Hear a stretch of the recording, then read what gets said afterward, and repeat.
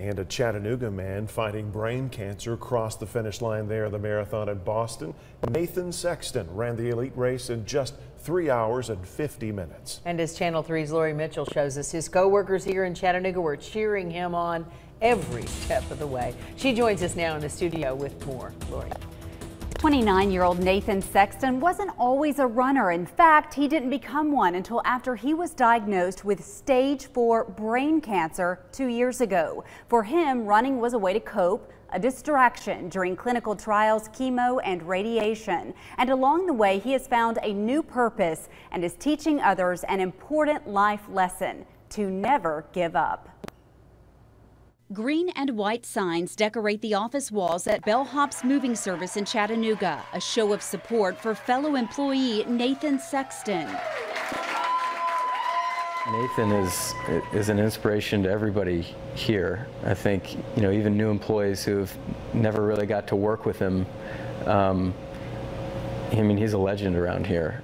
BELLOPS President Cameron Duty says Sexton was one of the first people hired at the startup company, but his life changed in 2015. He was inside the moving business where he worked when he collapsed and had a seizure. A flurry of tests revealed the husband and young father had a massive tumor on his brain.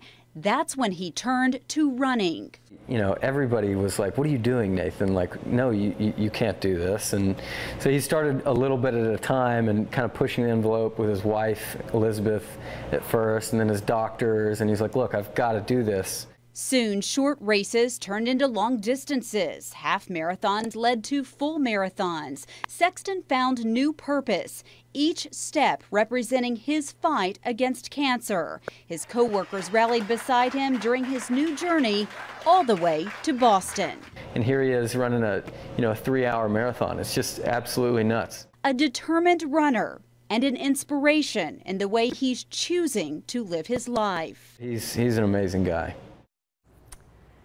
Sexton hoped to qualify for the 2018 Boston Marathon, but fell short after suffering a seizure at mile 21 during a qualifying race. And amazingly, he was still able to complete that race. But the Boston Athletic Association heard his story and made an exception. And they get thousands of letters each year for people asking to run the race who don't qualify. And they said something about this story just stood out, and they let him run. Boy, he has fans all over the country. He sure does. And he won because he finished 3 hours, 50 minutes, right? Yeah, That's great. it's a great time, too. Good for him. Thanks, Lori.